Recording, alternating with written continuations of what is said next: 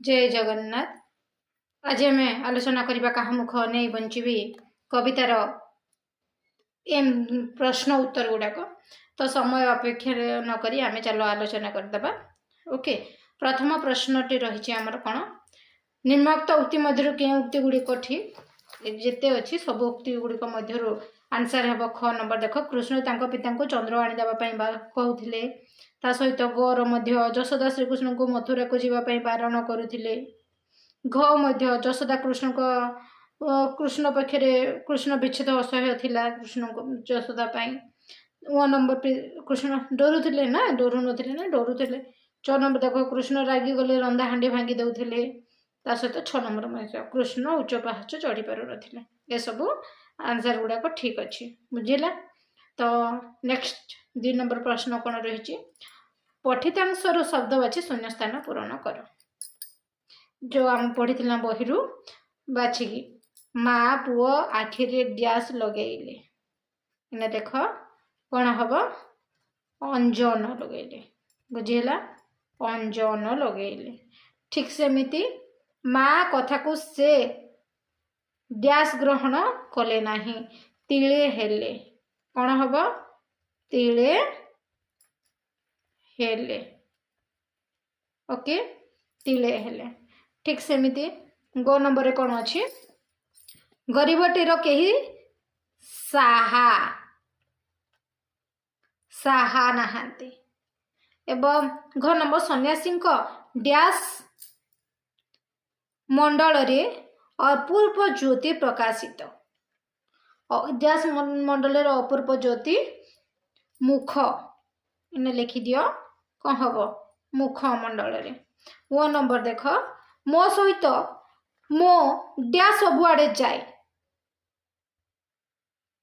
छाई बुझेला छाई सबुआड़े जाए। तो आम 2 नंबर सरला 3 नंबर देखा। 3 नंबर प्रश्न रही निम्नलिखित शब्द गुड़िक गद्य रूप लेख। ये शब्द गुड़िकर गद्य रूप लेख 3 नंबर अच्छी अथिर सुमरी स्वप्न जेन्हे। तो देख आम गद्य रूप कौन कौन रहा देख अथिर अथिर कहले कौन हम अस्थिर तार गद्य रूप कौन अस्थिर शब्द स्वप्न स्वप्न हम सुमरी स्मरण करी जेन्हे जेपरी ऑलरेडी बुझीगल। ठीक सेमिति 4 नंबर देख निम्नलिखित शब्द गुड़िक भिन्न भिन्न अर्थ प्रकाश करुवा वाक्य व्यवहार कर। जीवन जीवन गोटे अच्छी भिन्न भिन्न अर्थ प्रकाश कर कि प्राण मध्य जीवन प्राण रे जीव जल रे जीव। तो आपना जीवन बंचाइबा शैली कौशल सबु प्राणी को जना अछि जीवन बिना माछ बंची पारे नाही। ठीक सेमिति चिता मध्य अच्छी चितार कौन हम चित्र जुई। तो आग काल लोक मैंने देहरे चिता कटाउथिले एबे प्राक स्वाधीनता काल रे स्त्री को स्वामी चिता कौन अग्नि झांस देवाक पड़ुथिला। ओके ठीक जुई आ गोटे तिलक मध्य हम चिता चित्र मध्य चितारे जीव जुई रे एवं तिलक देख वैष्णव माने कपाल रे चिता लगे थांती। ठीक सेमिति हरि शब्द आम थिला हरि शब्द हरि कहले भगवान चोरी करी चंद्र मध्य हम नहीं। तो विपद काल रे हरि को स्मरण करी भक्त उद्धार पाए। ठीक सेमिति पंचवटी कुटीर रावण सीता को हरि नहीं हरण करी नहीं चोरी करी नहीं। श्रीकृष्ण चिता नंद राजा को हरि आनी देवाई बलि करुला। ठीक सेमिति आ रहा आमर बाल बोली बाल आम आम केश को मध्य कही था बाल बालक मान कही था नहीं मुंडरे अधिक बाल न रखिबारु शिक्षक कहिले बाल वृद्ध को हतादर करने उचित नुहे। ठीक सेमिति निशा निशा कहले कौन मादक द्रव्य बा रात्रि निशा कहले गोटे जेनटा कि आम मद पीदेले ये निशारे माति जाऊे रात्रि को मध्य निशार प्रतिशब्द रात्रि मध्य होता है। निशा सेवन स्वास्थ्यपेक्ष हितकारक निशा काल रे दधि सेवन निषिद्ध अटे तही। ठीक सेमिति 5 नंबर कौन रही आम देखा निम्न शब्द गुड़िक अर्थगत प्रभेद लेख सर सर यही सरर अर्थ सरर अर्थ आम अलरेडी पढ़ीचु। यही सरर अर्थ है खाद्य विशेष यही सरर है अस्त्र विशेष नहीं कौन अच्छी अर्थ आम जानीगला। तो अर्थ प्रभेद दर्शाइबा श्रीकृष्ण सर लवणी को खाए न खाई फिंगी देउथिले ठीक सेमिति भीष्म पांडव मानक विनाश पई 5टी अव्यर्थ स्वर निज पाखरे रखिथिले एवं सुधा गोटे रहिला सुधा एवं सुधा सुधा कहले अमृत सुधा कहले मध्य बुझेला विष्णु मोहिनी वेश धारण करी देवता मानक सुधा पियाउथिले एवं सुधा कहले मध्य जेते कहले सुधा से पिला मानक बुद्धि छाड़िबो नाही ठीक सेमिति सम सम समान सम कहले निवृत्ति माँ सबु पिला मानक सम भाव में मिष्ठान देले ग्रीष्म काल में अग्निशम संस्थार तत्पर बढ़ी जाए आ गोटे है गुण विशेष बुझाई थाए जेनटा कि 10 दमर अनुशीलन कले मानव जीवन धन्य होता है 6 नंबर आम 5 नंबर सरीगला 6 नंबर देखिए 6 नंबर कौन रही 6 नंबर रही आमर निम्न शब्द गुड़िक 2टी लेखाएं प्रतिशब्द लेख राजा राजार प्रतिशब्द नृपति भूपति अधिपति नरेश है ये 2टी लेखाएं गई अलरेडी बहुत सारा अच्छी वस्त्र पोशाक लुगा बसन बनर विपिनी बनस्थ हरण निशी निशी कहले रात्रि सर्वरी ता सहित जामिनी आम अलरेडी जानी अंग कही अंग अवयव शरीर ओके तो ठीक सेमती 7 नंबर मुझे तुम मान कही से जो निशी रा रात्रि से कही 7 नंबर देख निम्नलिखित शब्द गुड़िक व्यास वाक्य सह समासर नाम लेख घनश्याम 10 दिग चंद्रमुख पाकघंट घनश्याम कहे व्यास वाक्य जदि घर परिश्याम घन परिश्याम क्या कहुए श्री कृष्ण को कह जाए यह कौन हम अपमान कर्मधारा समास 10 दिग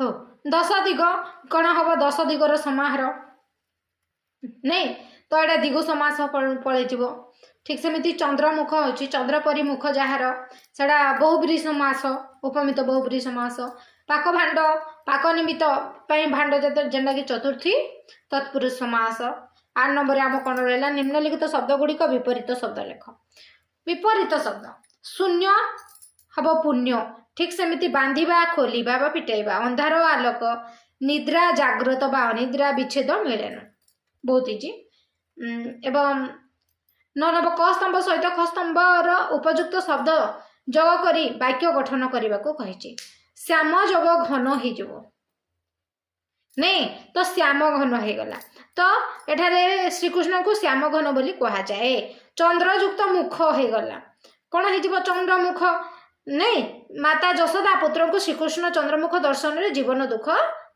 बा जीवन सबु दुख भूली जाइथिले ठीक सेमिति उच्चयुक्त पावच्छ कौन है उच्च पावच्छ हो गला ना उच्च पावच्छ हो गला कपिलासर उच्च पावच्छ श्रेणी आरोहण निश्चित भाव कष्ट साधक चित्रयुक्त पंक्ति चित्रपंक्ति हो गला तो चित्रपंक्ति मंदिर बाहर कांथरे नानादि पौराणिक तथ्य संबलित चित्रपंक्ति अंकित हो रही ठीक से भयंकर जग मूर्ति भयंकर मूर्ति हो गला मंडप चित्रकार राक्षसर एक भयंकर मूर्ति निर्माण करें नेक्स्ट क्षुद्र उत्तरमूलक प्रश्न उत्तर कौन रही आम देखा तो प्रथम प्रश्न रही 10 नंबर प्रश्न आमर कौन रही घनश्याम बोली किए क्या समाधान बोली कही अलरेडी मुझे जानी कहीदे तुम मान को घनश्याम कहले माता जशोदा एकमात्र पुत्र श्रीकृष्ण को घनश्याम बोली समाधान करते नहीं 2 नंबर से देख श्रीकृष्ण जीवन झसर कौन हम श्रीकृष्ण अर्थात जल बिना झस अर्थात माछ जीवन धारण करें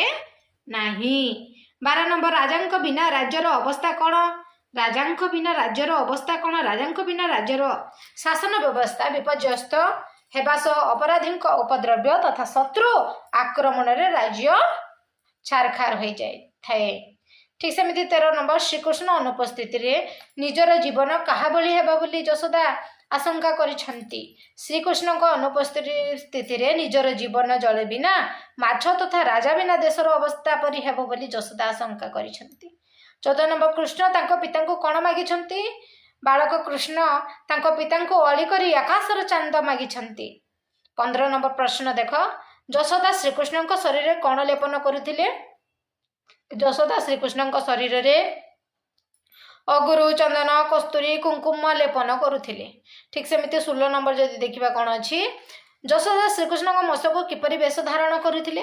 ଯଶୋଦା ଶ୍ରୀକୃଷ୍ଣଙ୍କ ଘନ କେଶରାଜିକୁ ସୁନ୍ଦର ଭାବେ ବାନ୍ଧି ତହିଁରେ ପୁଷ୍ପ ମନନ କରିବା ସହ ଲଲାଟରେ ଚନ୍ଦନରେ ଚିତା ଲଗାଉଥିଲେ। ଏବଂ 17 ନମ୍ବର ପ୍ରଶ୍ନରେ ରହିଲା, କୃଷ୍ଣଙ୍କ କାନରେ କଣ ଶୋଭା ପାଏ? କୃଷ୍ଣଙ୍କ କାନରେ ସ୍ୱର୍ଣ୍ଣ ବର୍ଣ୍ଣର କୁଣ୍ଡଳ ଶୋଭା ପାଇଥାଏ। 18 ନମ୍ବର ଦେଖ, କୃଷ୍ଣ ବନକୁ ଗଲେ ଯଶୋଦାଙ୍କ ମନରେ କି ଅନୁଭୂତି ସୃଷ୍ଟି ହୁଏ? କୃଷ୍ଣ ବନକୁ ଗଲା ପରେ ତାଙ୍କ ବିଚ୍ଛେଦରୁ ସହ୍ୟ କରି ନ ପାରି ସତେ ଯେପରି କୃଷ୍ଣ ତାଙ୍କ ପ୍ରାଙ୍ଗଣରୁ ସଙ୍ଗରେ ନେଇଯାଇଥିବା ପରି ଯଶୋଦା ଅନୁଭବ କରିଥାନ୍ତି। 19 ନମ୍ବର, ଶ୍ରୀକୃଷ୍ଣଙ୍କର ଅନୁପସ୍ଥିତିରେ ଯଶୋଦା କଣ କରିପାରିବେ ବୋଲି କହିଛନ୍ତି? ଶ୍ରୀକୃଷ୍ଣଙ୍କର ଅନୁପସ୍ଥିତିରେ ପୁତ୍ର ବିରହ ସହି ନ ପାରି ମାତା ଯଶୋଦା ଗଭୀର ଜଳରେ ଆତ୍ମବିସର୍ଜନ କରିବେ ବୋଲି କହିଛନ୍ତି। ଠିକ୍ ସେମିତି 20 ନମ୍ବର ପ୍ରଶ୍ନଟିରେ କଣ ରହିଛି? ଯଶୋଦା ଶ୍ରୀକୃଷ୍ଣଙ୍କୁ କଣ କଣ ଖାଇବାକୁ ଦିଅନ୍ତି? ଯଶୋଦା ଶ୍ରୀକୃଷ୍ଣଙ୍କୁ ଅମୃତ ତୁଲ୍ୟ ସର, ଲବଣୀ, ରାବଡି, ପାଚିଲା କଦଳୀ ଖାଇବାକୁ ଦିଅନ୍ତି। 21 ନମ୍ବର ପ୍ରଶ୍ନ ଦେଖ, ଶ୍ରୀକୃଷ୍ଣଙ୍କୁ ସୁସ୍ୱାଦୁ ଖାଦ୍ୟ ରୁଚେ ନାହିଁ ବୋଲି କବିତାର କେଉଁ ପଂକ୍ତିରୁ ଜଣା ପଡ଼ିଥିଲା? ଆମେ ଜାଣିଛୁ ଶ୍ରୀକୃଷ୍ଣଙ୍କୁ ରୁଚେ ନାହିଁ ବୋଲି ସର, ଲବଣୀ, ଅଧମ, ପୋକରମ୍ଭା ସୁଧା ସମ ମୁଖେ ଦେଲେ ଥୁଥୁ କରି ଫିଙ୍ଗୁ, ଯେତେ ରୂପେ ନାଲି ଆଇ ପରଶଇ ବଳିଆଇ, କପେ ଉଠ ପାକ ଭାଣ୍ଡ ଭାଙ୍ଗୁରେ ଜୀବଧନ। ବୁଝିଲା? ଠିକ୍ ସେମିତି 22 ନମ୍ବର କଣ ରହିଛି ଦେଖିବା। 22 ନମ୍ବର ପ୍ରଶ୍ନରେ ରହିଛି, ଶ୍ରୀକୃଷ୍ଣ ରାଗିଗଲେ କଣ କରିଥାନ୍ତି? ଶ୍ରୀକୃଷ୍ଣ ରାଗିଗଲେ ବଡ଼ ବଡ଼ ଅବଧ ଓ ବିଚିତ୍ର ସ୍ୱଭାବର ଥିଲେ। ଯେତେବେଳେ କୌଣସି କାରଣରୁ ସେ ରାଗିଗଲେ କ୍ରୋଧରେ ପାକ ଭାଣ୍ଡ ଅର୍ଥାତ୍ ଅନ୍ନରନ୍ଧା ପାତ୍ରକୁ ଭାଙ୍ଗି ନଷ୍ଟ କରିଦେଉଥିଲେ। ଠିକ୍ ସେମିତି 23 ନମ୍ବର ଦେଖ, କୃଷ୍ଣ ଡରିଗଲେ କଣ କରୁଥିଲେ? କୃଷ୍ଣ ଡରିଗଲେ ଧାଇଁ ଯାଇ ମାଙ୍କୁ କୁଣ୍ଡେଇ ଧରି ତାଙ୍କ ପିନ୍ଧା ବସନରେ ନିଜ ମୁଖକୁ ଘୋଡ଼େଇ ଦେଉଥିଲେ। ଠିକ୍ ସେମିତି 24 ନମ୍ବର, କୃଷ୍ଣ କାହାକୁ ଦେଖି ଭୟ କରୁଥିଲେ? କୃଷ୍ଣ ଛାଇକୁ ଦେଖି ତଥା ଅନ୍ଧାରର ଘର ଓ କାନ୍ଥରେ ଥିବା ଭୟଙ୍କର ମୂର୍ତ୍ତି ତଥା ଚିତ୍ରପନ୍ତୀକୁ ଦେଖି ଭୟ କରୁଥିଲେ। ଠିକ୍ ସେମିତି 26 ନମ୍ବର ଦେଖ, କୃଷ୍ଣ ମଥୁରାରେ କଣ ଶୁଣି ଅଧିକ ଭୟଭୀତ ହେଉଥିଲେ ବୋଲି ଯଶୋଦା ଆଶଙ୍କା କରୁଛନ୍ତି?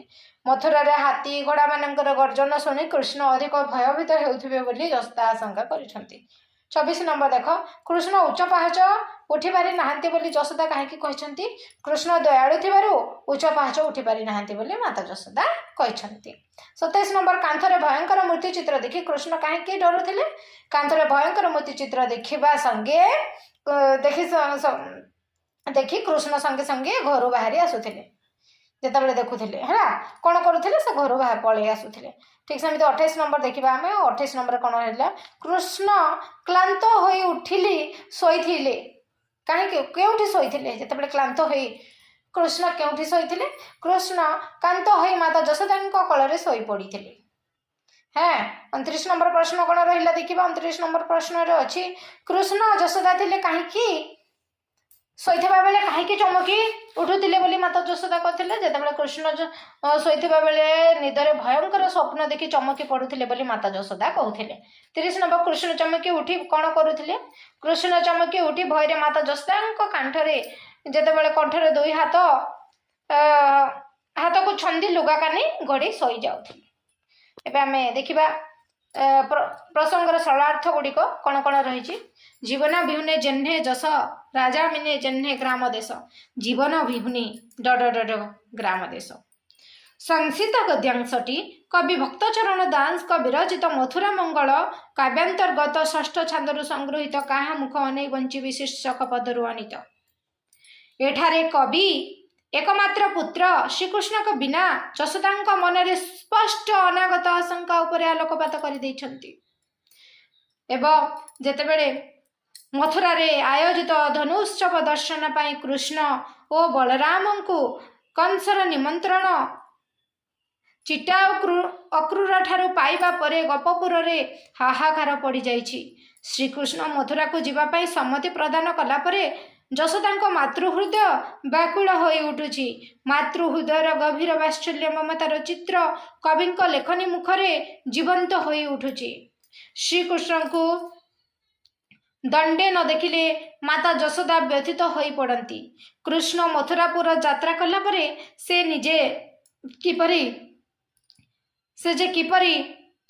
कलातिपात करेंगे ताहा चिंता करी तांको प्राण विषादरे भरी उठिछि। पुत्र बिना देह धारण करी बंचिबा जे तांको पक्षे संभव हेब नाही यह स्पष्ट भावे प्रकाश करिछि। जल बिना मत्स्य जेपरि बंचिवा असंभव एवं राजा बिना राज्यर अवस्था जेपरी भावे विपर्य अभिमुखी होता है ठीक सेहीपरि कृष्णंकर विच्छेदरे जशोदा प्राण धारण करने संभव हो उठिब। मानसिक भारसाम्य हरई से हुए तो मृत्युवरण करिवे एही आशंकारे तांको हृदय दग्धीभूत हो उठिछि। स्नेहमयी जननी कमल मन विपुल हो उठिछि। तांको मनोभावना एक निच्छक चित्र कपि कल्पना मनज्ञ हो उठिछि। 25 नंबर देखिबा कोन रहिली ना सरलार्थरे जेतेबेले बने जाओ संगरे मो प्राण नेउ निमिषे विच्छेद न सही तो देखिए जेतेबेले ड ड ड ड न सही। उक्त गद्यांशटी कवि भक्तचरण दास रचित मथुरा मंगल काव्यांतर्गत षष्ठ छंदरु संगृहित कहा मुख अनै बंचिबी शीर्षक पदरु आनीत। एठारे कवि श्रीकृष्ण गोचरण उद्देश्य वनगमन परिप्रेक्षी माता जशोदा मनर भावना सुंदर भाव वर्णना करिसेंति।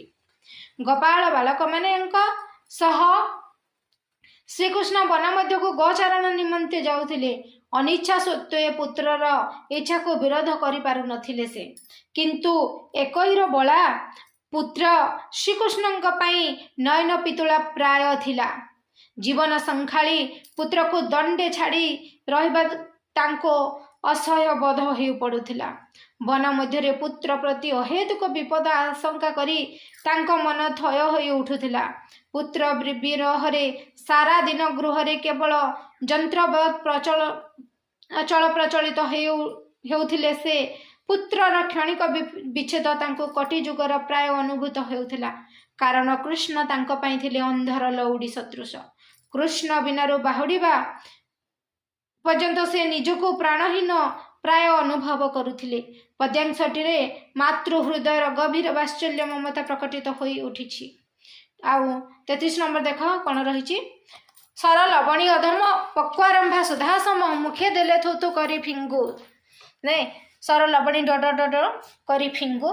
संस्कृत पद्यांशटी प्राचीन कवि भक्तचरण दास रचित मथुरा मंगल काव्यांशर षष्ठ छंदरु संगृहित काहा मुख अनै बंच विशीर्षक कवितारु आनीत। एठारे कवि श्रीकृष्ण गद्यारुचि संपर्क में सूचना प्रदान करिसेंति। साधारणतः पुआ पाई मन मार मन सदा व्याकुल होता है।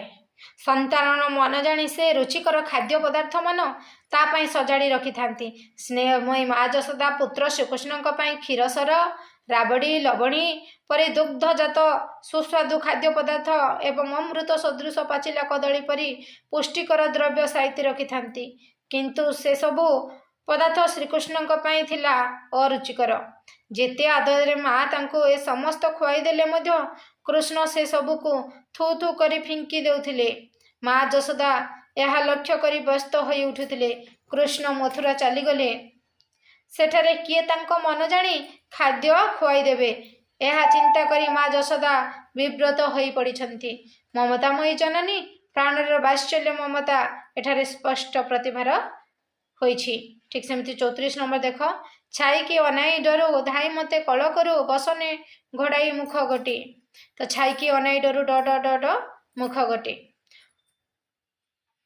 उक्त गद्यांशटी भक्तचरण दास रचित मथुरा मंगल काव्यांतर्गत षष्ठ छंदरु कहा मुख अनै बंचिबी शीर्षक कवितारु आनीत। एठारे कवि श्रीकृष्ण बाल्यकाल किपरि भयभूत हो उठुथिले ताहा विषय वर्णना करिसेंति। बाल्यकाल श्रीकृष्ण भीषण दयालु थिले। तेणु माता जशोदा तांको पाई व्यस्त हो पड़ुथिले।